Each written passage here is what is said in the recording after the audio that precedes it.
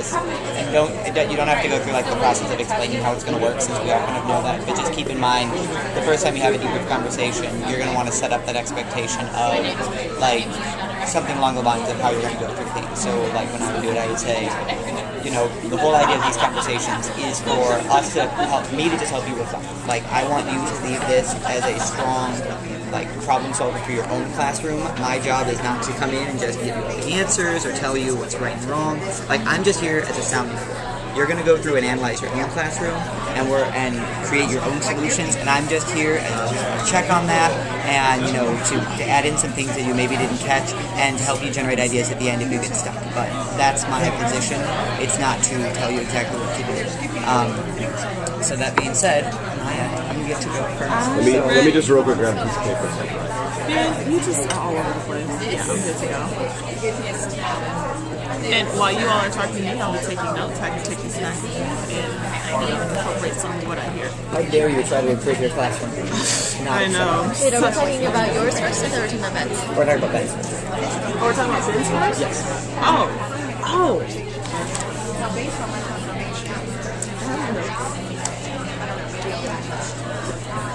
Never mind. Hi. Hey. I'm back. Hi. I guess I'm doing yours first. Yeah. Okay, so I remember it pretty well, so you can like reference it as if you would in a conversation if you want to ask questions about it. So I need to set this up as though we were. So you already know the parameters. So I don't have to. Well, you already know the purpose of this conversation is just to reflect back on your classroom, see kind of where your strengths are, where your assets are, and also maybe see if we have some needs that we can work together on to help to improve. So when you walk away from this conversation, what I hope you're able to take away with you are some concrete things that will help you in the future, and that not necessarily a full action plan, but maybe some things you can implement immediately with dates in mind. Great. I'll kind of be using, I'll be going through the town rubric as well as the culture of achievement piece and the rigor pathway. That's what I use as my guide for this. And so if you have viewers who want to take it out so we can kind of follow along and you can hear what I was thinking.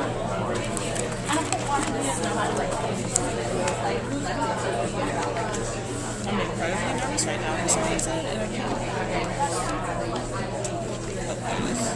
Right.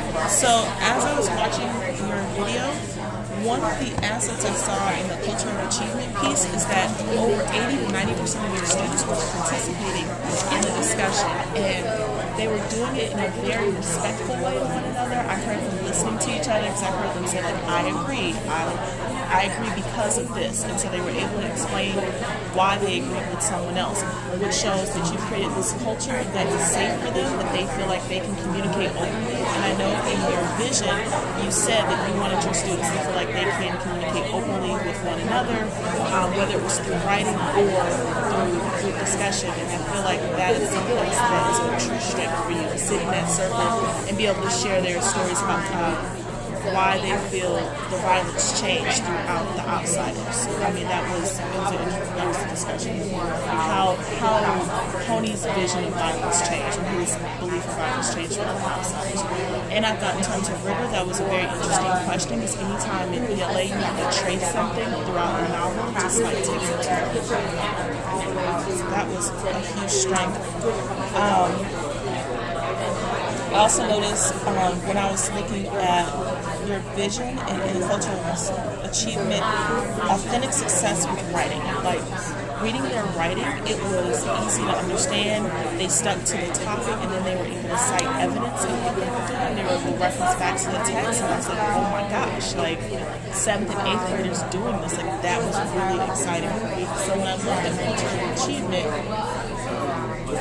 I was looking at it, when I looked at compliant and on task, definitely they followed your directions. You gave them very clear and explicit directions. We're going to start this is what we're going to do, this is how it will work. And they definitely followed a variety of hands go up during class discussion, absolutely. Students attempting to complete the assignment within the time allotted.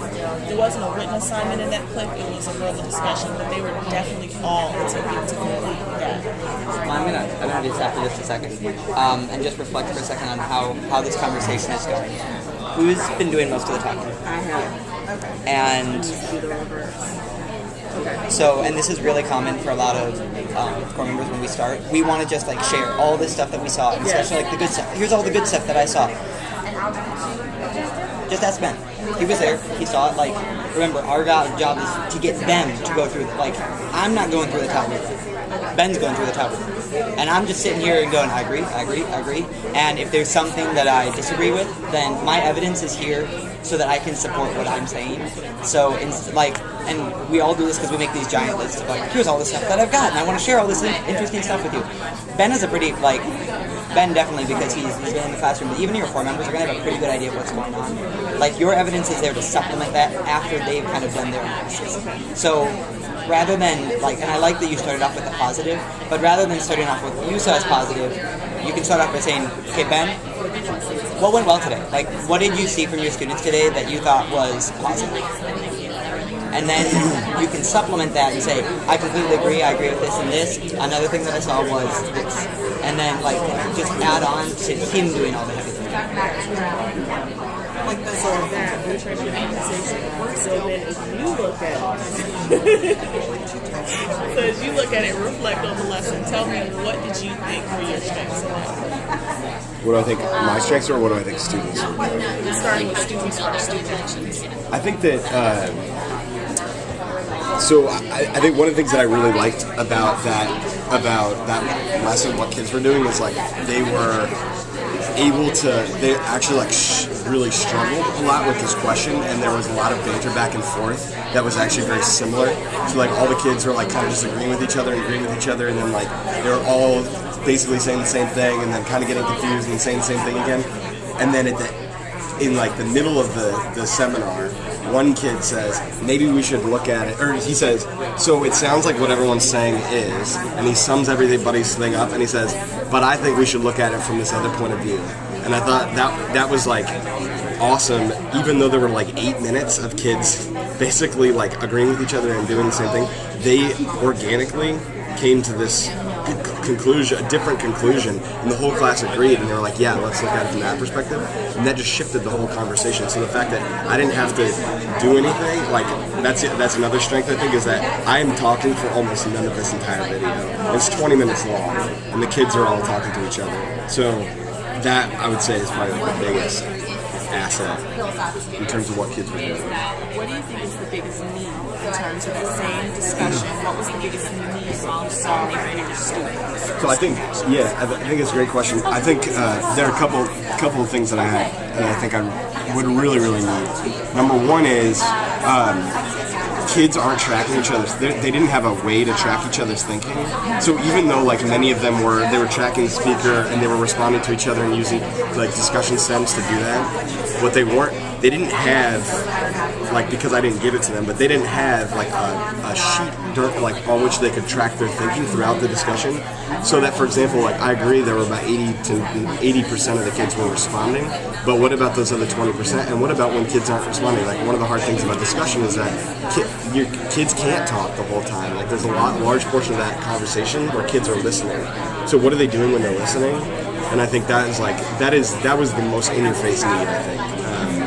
Just in terms of what are students doing at any given moment in time, they've got to be tracking everybody's thinking in a tangible way, so that I know whether or not they're doing it, and so that I know I can actually see what they're getting at.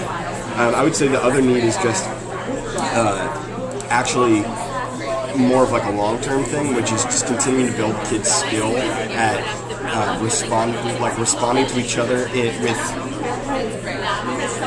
substantive content. So you have I would say 3 or 4 kids who just say, yeah, I agree, or oh, I don't agree with that, or this is what I think, without actually taking into consideration what somebody said before. And so getting kids to really verbally be able to start pulling that out from each other in a little bit different way.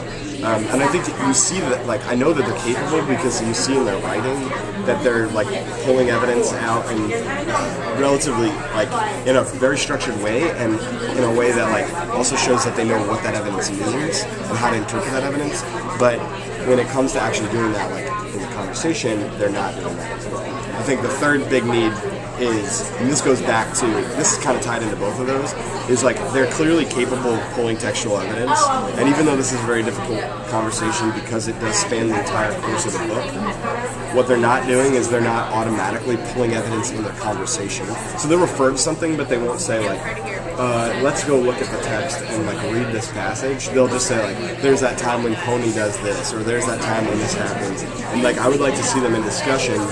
And this is part of why I think it's important to make them track thinking, is because they'd be doing these things in tandem. But they've got to be able to also like refer back to the text in conversation in as organic a way as they were like developing each other's ideas. So the things that I heard that students need to track one another's thinking, and those who aren't responding need to be able to listen and take in what's being said as well as respond, as well as respond. I also heard you say you want to build long-term skill of responding in substantive ways, so that it's not just a yes or no, and not just because, but also going back to the text to pull specific examples to support what they are saying. So my question is, how do we change the student actions at that point? Like, what can we do to create a different student action? So I think like, well, the very first thing is, and let's not, like, those are three really big things, but let's try and pare it down a little bit so we can attack maybe one thing. We can walk into the classroom and say, okay, this one thing will help change the student action. yeah. So real quick, I'm going to jump in here. Before we start working our way back up, because we did, by the way, wonderful job in asking him what he thought the needs were, listening, taking notes, rephrasing. Awesome. So we've kind of worked our way down those first two. Like, we worked through the outcomes of kids, and really without even like asking that much, we also went into student action programs. Like, we pretty much established what actions we've seen from the kids that we like and what actions we think we still want to see from the students. When we're working our way back down towards the teacher actions and into the teacher mindsets, one of the, like, instead of going right into problem solving and say, okay, what do I need to do to change this right away? I think it's also very useful to go into, okay, we've got what was good and bad for the kids. What did you do in the classroom that led to it being good and bad? Like, what have you done in the classroom that led to all those positive outcomes that we saw, so that we can celebrate, like, we need to keep doing this? And then what did we do in the classroom that's led to this not happening? And then that will flow very easily into, okay, what do we need to change about what I'm doing to get back up to that vision that we have for kids? Great job, adjustments. Okay, go ahead. Okay, so we looked at all the really good things that your kids are doing, as well as we looked at the needs. What do you think you did to help them be able to hold those kinds of discussions that, honestly, at the 7th and 8th grade level, I think it's just phenomenal. Like, I'm really impressed watching your kids do that. So what did you do to help facilitate that? Because I know that didn't happen overnight. I know that wasn't a one-day process. What happened? So, excuse me. There are a couple things I think. Number one is I have had the kids focus on discussion throughout the course of the year in smaller ways, so that when they did their first Socratic seminar, which is what you saw,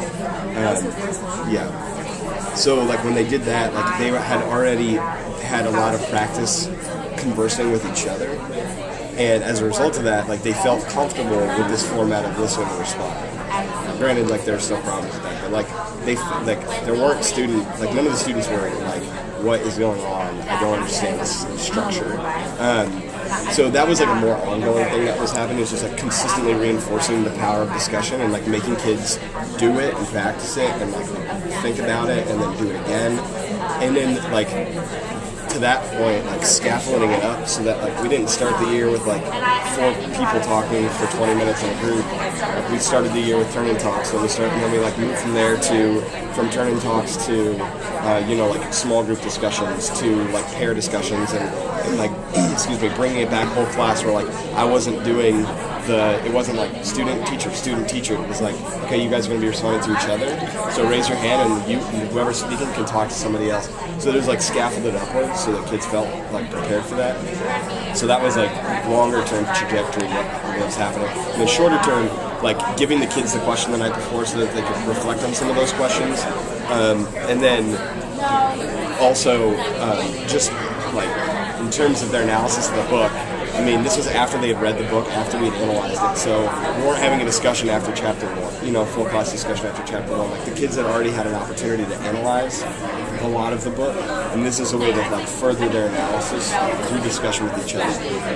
Like, and then immediately beforehand, we also reviewed what a discussion, like what a Socratic seminar is. We looked at like discussion, we set and discussed discussion norms, and we also talked about discussion stems so that they knew, well that, I guess that was further prior to this, but like they knew what it meant to actually talk to each other, if that makes sense. Like they knew how to like use discussion stems to talk to each other.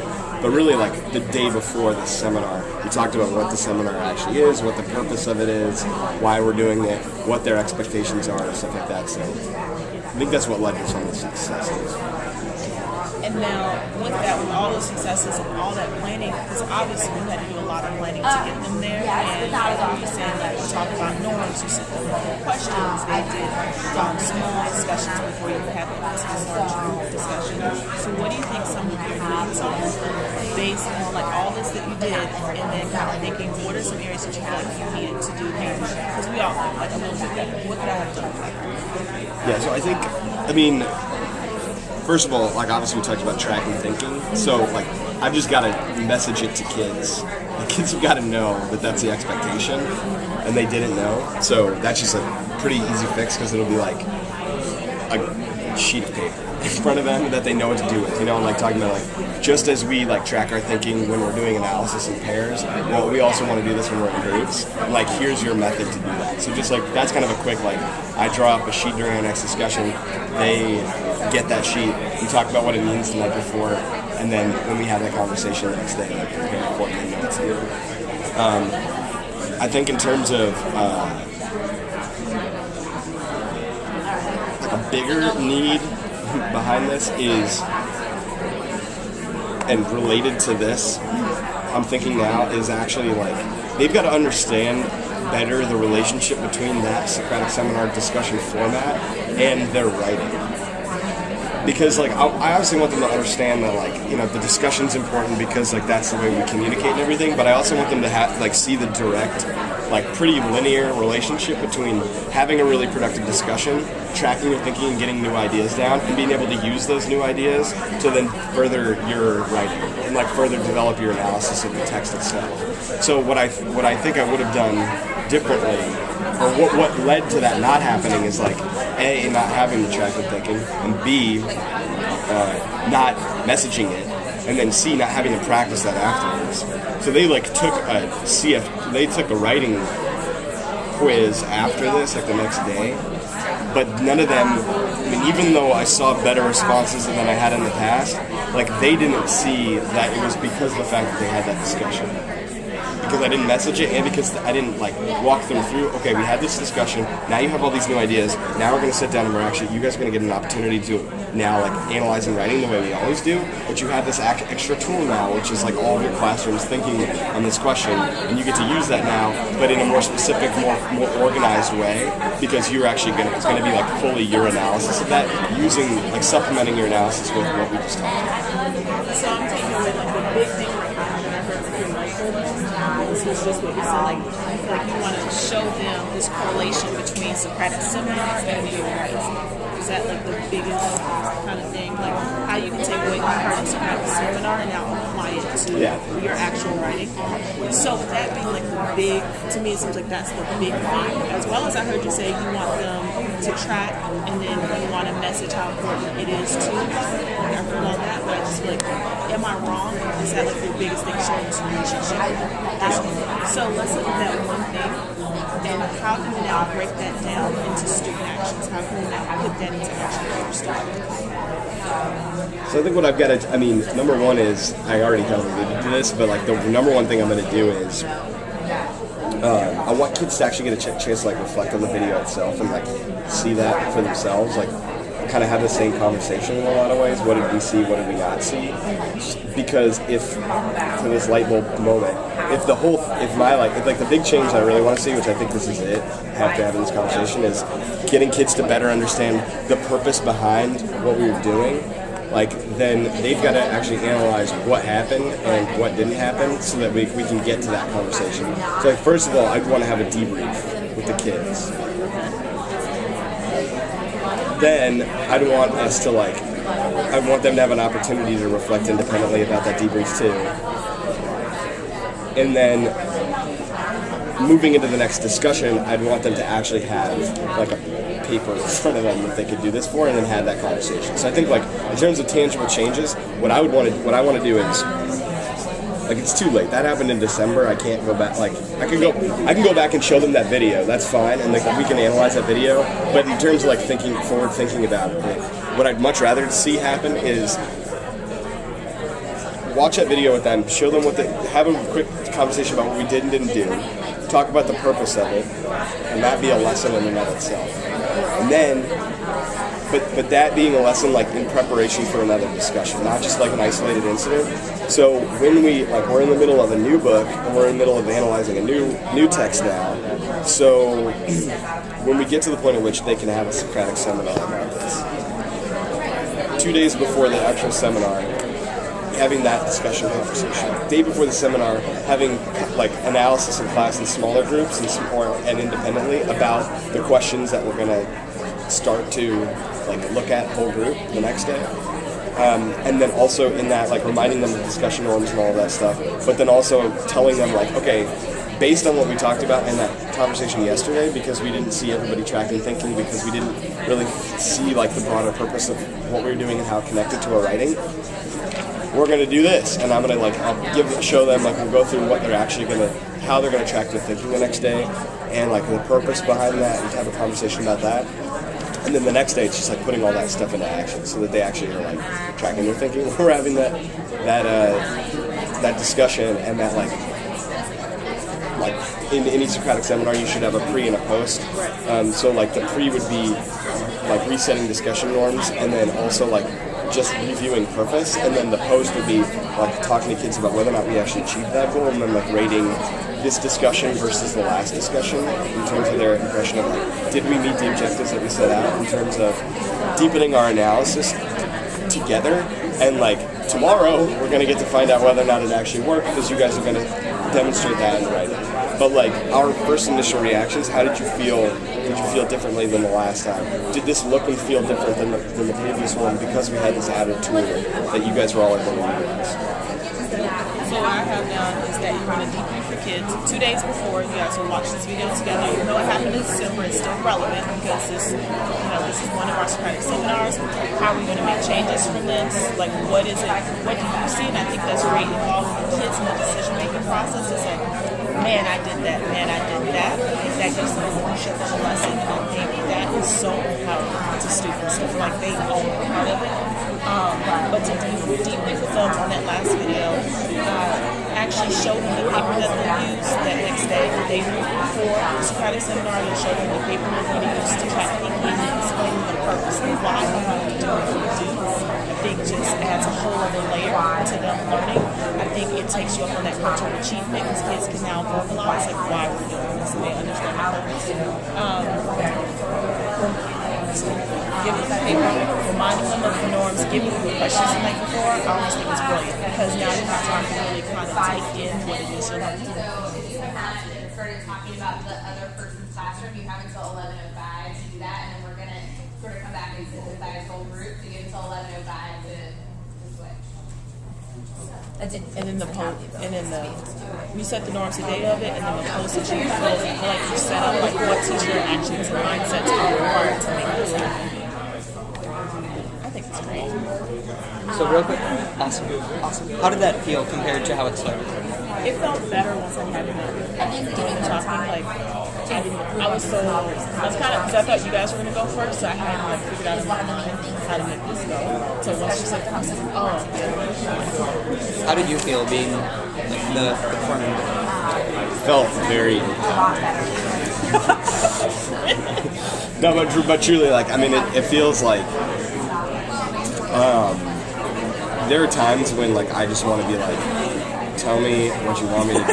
Like that's how I felt during Institute a lot of times, where like my CNA went through this process every single time, and like even though in this case like well, let me just say that, like, basically, like, it was nice to be able to, like, come to conclusions on my own.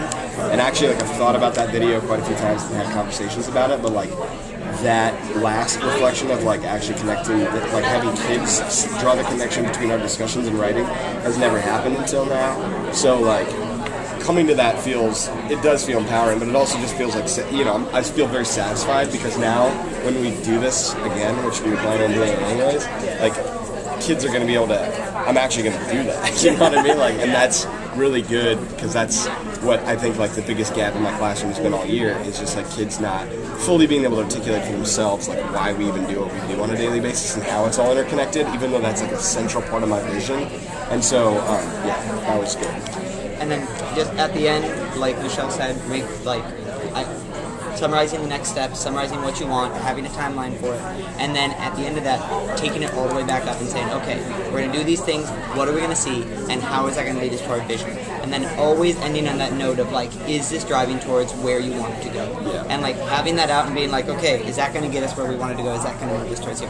And you guys were already really moving towards that. Like, you would explain, this is why I want to do this is what it's going to do for the students, and that's how it's going to get there. But if that doesn't happen organically, just making sure that that final thought after we got those next steps down is always, is this driving towards what we want to see for kids? Like, starting with kids, ending with kids. Okay, who wants to go next? So I didn't have a video, so I think we're both going to be talking to Maya. And Emily just said it's kind of like we're both going to basically be following the structure of this. But knowing that, like, we're going to use this, but then just knowing that obviously it's not going to be as, like, just back and forth as it would necessarily. Okay.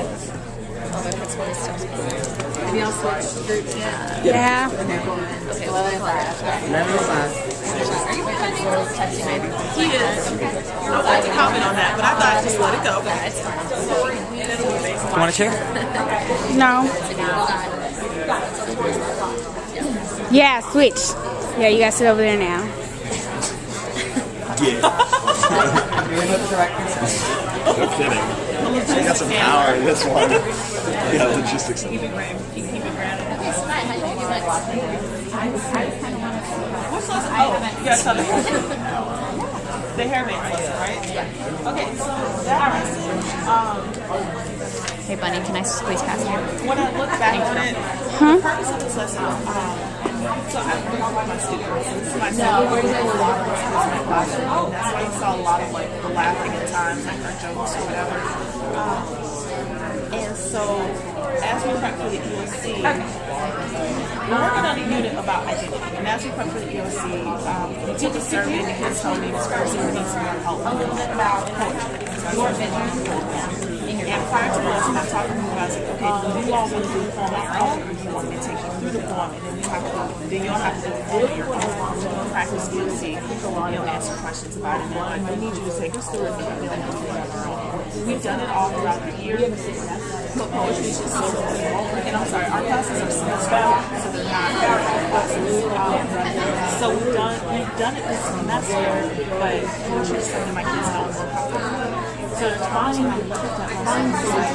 talk too much. Like, I'm used to giving them stuff and then, like, okay, work on it. Like, you know how to do this, work on it. Now I'm just kind of floating around the room with help with just thinking when and where it's necessary. So, just looking at that lesson, you said you reflected on it. What do you think, like, when you look back on that lesson and you look at how your kids do on their analysis the next day when they went through their own, what are the things you think went really well for them? What do you think they really got out of this example on the next day? The next day, when they did it on their own, the goal is we give them 5 questions based on their EOC practice, and you have to get at least 3 of them correct. And so all of them got 3 questions correct. So I think that showed that helped them, like, learn how to guide through poetry. But at the same time, Was that?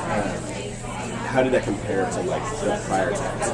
Did you have, like, a diagnostic test before? they did their somewhere around here was that data where they did their tests and they had taken CFA number 1. And what we saw in both of those, like, the data told them they needed to have poems because prior to that they were getting like one, maybe two questions right on their form. So we love to three. It was like, okay, taking this next step. So that part was good, but it's also the challenge I feel within myself. Okay, how can I get them to analyze these things without me leading them through it was my biggest question. And so even after doing that lesson, like I need them to analyze, and you have a lot of questions during that. Like, okay, there's Spanish words. How did we figure out what these words mean? I don't know if you heard me say Ask Ricardo. Our only Latino student in class. I don't know if that part was it. That was their answer. I was like taking 10 steps back. But really, like, my challenge to myself is how can I make sure they're being in-depth and analyzing things when I'm not there, when I'm not home. And I don't know. They did a good job. Like I said, they all of them got at least 3 correct, which is a great thing for them. I just still feel like there's something else I need to do to push them to analyze it better. I just haven't been able to figure out what to do. So where would the 3 questions come from? Was that practice process? So did we see them into that? Was that like it wasn't, I forgot to grab it. Are those open response or multiple choice? Both. So they did multiple choice with the practice ELCs, and then I created a constructive response for them to do that. They got the 3 right in the multiple choice questions, and then with the open response, about 50 to 75% of them didn't get the rubric for the CR, so constructive responses. So it sounds like what you're saying is that in terms of like what you saw from students that you liked is that like this lesson led to actual legitimate quantitative outcomes the next day in like when they took the test, and that was growth from the from the diagnostic from the previous time. So I know that you talked a little bit about there's something missing, there's something you want to happen, you know. So I guess like let's talk about that piece just a little bit. What do you think like was happening in the class that you thought needed to be better? So I think this model Engaged in it, and they would answer questions when presented with the questions, but I wanted them to come up with their own questions. I wanted them to come up with things like, well, when she says hair bands, what does this really mean? Like, I wanted them to ask those types of questions instead of having me kind of guide their thinking so much to say, so she's talking about hair bands, like, what does she mean? What does this mean? I want them to generate those types of questions and then that deeper analysis of, okay, we know poems are filled with symbolism, so we need to look and see, like, what does it symbolize? Like, what is the symbolism that's located? Especially when I tell you to do it. okay? So what skills do you think they need in order to be able to do that? So like generate those questions that they don't have right now. That's a good question.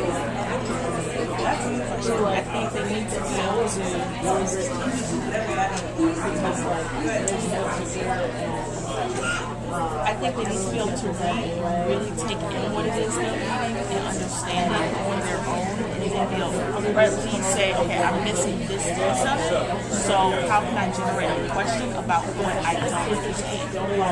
What kind of question will take us to a higher level? So like we talk about moments in the classroom, I don't think you can see it, but there's a poster that talks about like the different levels of questions in these things. So really having them internalize, like, okay, how can I make this a higher level question? Like, what skill can I use to say, all right, Ms. Ferguson wants us to figure out what we're down here. Do you think? I guess what I kind of like want to talk about then, based on what you just said, in like getting kids to internalize that higher level thinking and higher level questioning is, do you feel like your kids were ready to create questions on their own for poetry? I think some of them. I think when I look at it, in that class, sorry, I'm doing the sequence in my head. I think maybe there are 3 or 4 that probably were ready to do it on their own. But I think the majority of them, I need to figure out how can I get that majority to generate those questions on their own, and then get everyone else kind of on board to answer those questions. One thing I saw was that you did a really good job of modeling the reading strategies. Like you're like, okay, like let's think about this. This is a symbol. Okay, let's write this here. But like you said, there were like 3 or 4 kids who were probably, it seems like had already caught on to those strategies and were like following along. And then your sample student work, like that student right there, had generated some thoughts that she was writing down. So she was probably ready to start thinking of her own questions. But I didn't see some of the other students actually doing that. I think that that would help them Engaged in their education, but they're not necessarily. I definitely know, like, them being able to, and that's something I need to do. I need to take a step back in time and say, okay, I'm going to give you 30 seconds to generate your own, like, comments or thoughts on what it is that you do. We're going to take that for a second and talk about writer. Just like you had your light bulb moment. The questions that you're posing and I need to take a step back and say, okay, we're going to take 10 to 15 seconds and I want you to just generate your own thoughts, and then after they generate their thoughts, maybe they can share homework, maybe I'll have them share with partners or something like that, and that takes it all. So headed down this way, like based on like what do you think you've done in the past that have led to there being students that can do this, and why do you think that those things that have like, because you've done poetry in the past, what do you think you did that helped those 3 or 4 students get here, like that worked for them, and why do you think doing that hasn't led to all of your students being here? I honestly think the 3 or 4 that I'm talking that I'm thinking of are my higher level leaders. So they're just concepts that they just grasp onto even without me. I can just put certain things in front of them, they're like, oh, I got it. And I don't know that I can claim anything for that. I think some of them just have that innate ability.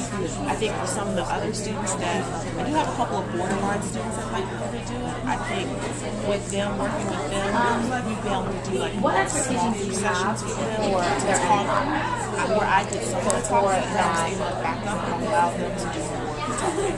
And so we're writing sessions that they're going to go ahead and students that aren't quite getting it, they are some of my struggling peers. They are the ones that are lower exiles who need to talk through the text more, and so they're the ones that we break off into groups to do our reading, so we do overall analysis. I let them show their groups, and I know my lower groups, so I'll go to them and I'll talk through it, and so I think it's a matter of I don't think I've ever demanded what all small groups say. I think that's a huge thing. I think the higher level kids, when they do it, I push them like, okay, take it out, I don't see it happen here. But I think sometimes with my lower level kids, I get so caught up in trying to get them to do the basics that I'm not pushing them enough towards that higher level. This is just an idea. But like, do you think you could maybe give them a graphic organizer or something, like the ones that you know can't do it on their own, almost like a sheet where it's everything that you would say to them if you were walking them through it, but they don't feel like they're using you to do it. So it's really the same thing, they're doing the same thing because they're not ready yet to do it on their own, but they feel more independence from you. I don't know if that is really the issue. I think what I can do is like give them a couple of questions to model it for them, maybe have them kind of create on their own, like once they kind of see it, something like that. Like give them questions that I would ask, but then say, okay, now create a question that they can bring it to ask. Whereas the higher level kids, I could probably give them something like to say, create 3 questions that you would ask. I wonder even if for the higher level kids though, like for any of the kids, given that like they're clearly not super comfortable with poetry, because even for like this student who was tracking her thinking the whole time and everything, if like in a lesson like this, and I don't know what the total time frame is, but that like your initial lesson is actually all teacher questions. I mean, like you have set up all the questions, but like framed it in a way that like I'm gonna give you questions this time, but the expectation is that like in a couple days, because we're gonna keep practicing this, you guys are creating those questions. So we're actually gonna talk about how to look at these questions, like how are these questions actually even formulated, what kinds of things are they looking for, so that kids start to internalize that process. Because one of the questions that I had was like, what do you think? So I know we've gotten a little bit into teacher actions and like what's led your kids to this point, but I kind of want to even get clearer on like what specifically about Shantiqua, what specifically about Shantiqua, like what is she doing that is leading her to this outcome versus what the other kids are doing? I think with Shantiqua, and then actually Shantiqua was not in the same class, she's in 3rd block. So there was another one here, I think, in the 2nd block. 3rd block, third block has their interesting mix of kids. Those are my honor students. Holding them accountable for something weird. I saw it somewhere there. Right there. No. I think it's underneath. No. So, okay. Anyway, so third block has an interesting mix. They're my repeaters and behavioral issues, but they're also kids who should be in the honors class. I don't know who came up with this mix of kids, but it is what it is. So, thinking that you see track on here are actually the thoughts that third block had. So they had different interpretations of the second block. But I did have a second block. Here it is. Yeah. Somebody from second block. Yes, this is from second block. This is from third block. So third block, they actually, the kids were coming up with these on their own. So it still looks, a lot of it was the same with me leading the questions, but the thinking that was going on, like their comments on it, came from some of the honor students. She's not one that I would consider quote unquote honors, but I think she was working with someone else that was creative. And she also was able to come up with a lot of these thoughts.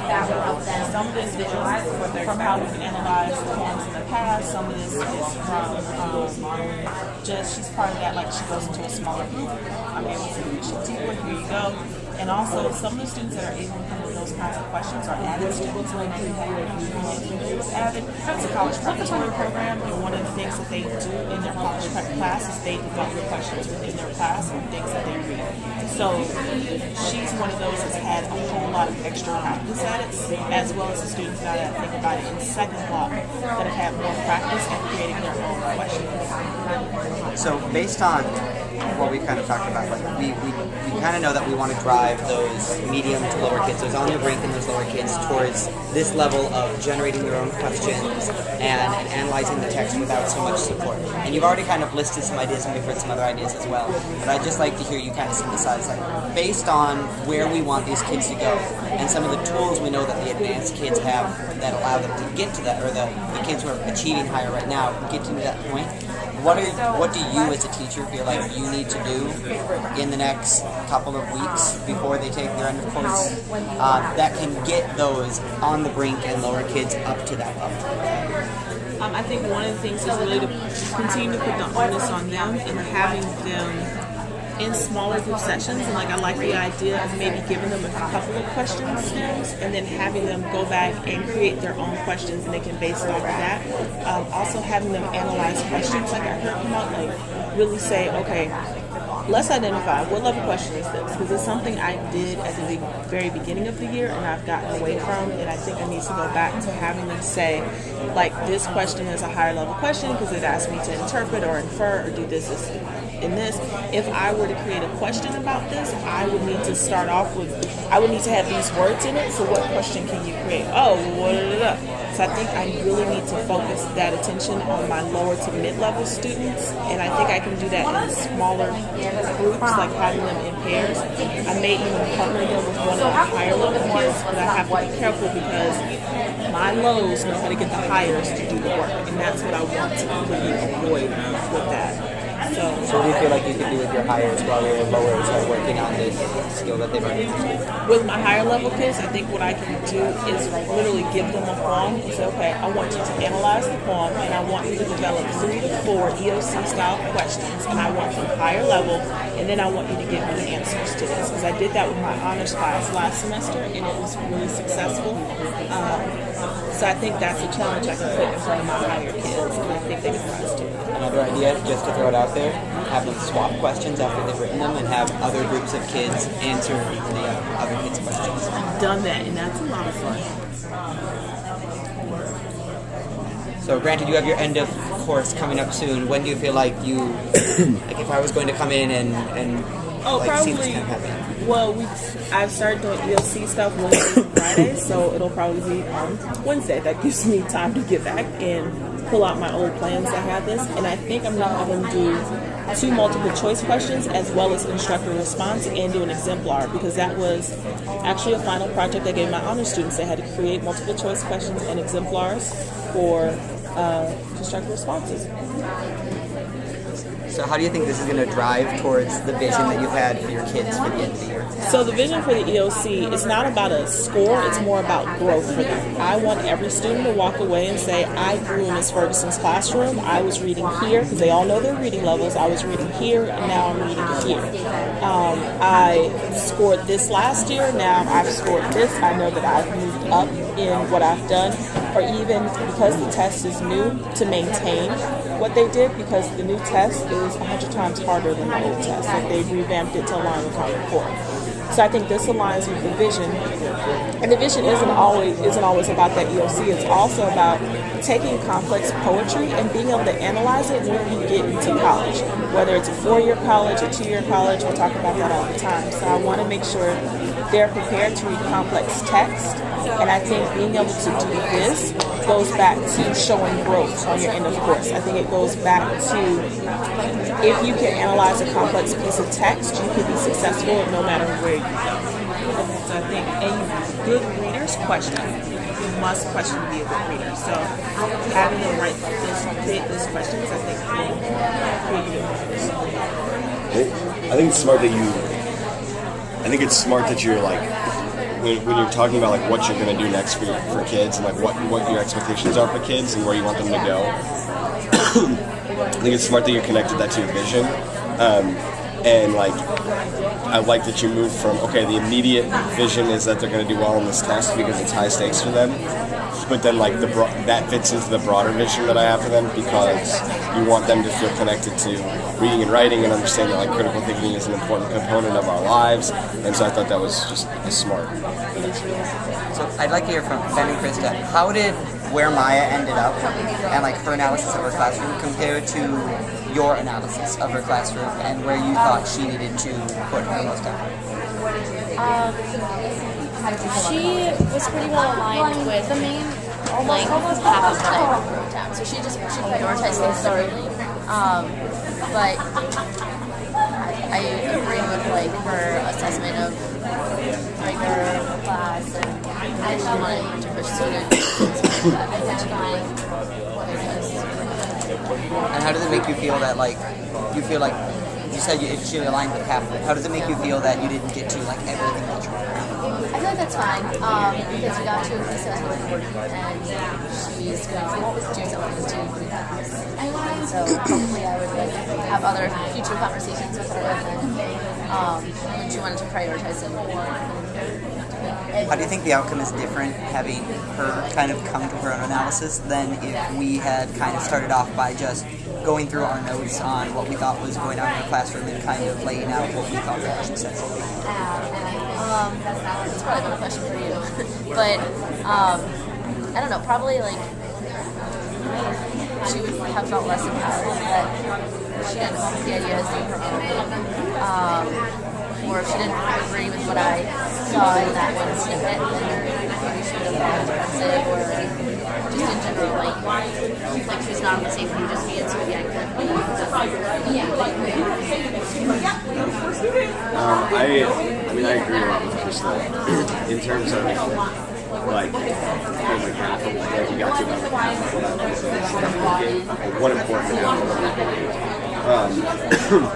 and I think you just like if you come to those conclusions on your own, you're just more invested in it, and not only more invested in it, but like it sounded like you even got a chance to think through some stuff that you had wanted to think through, but like, you know, we know the realities of life, and that you don't like sit down and do this all the time.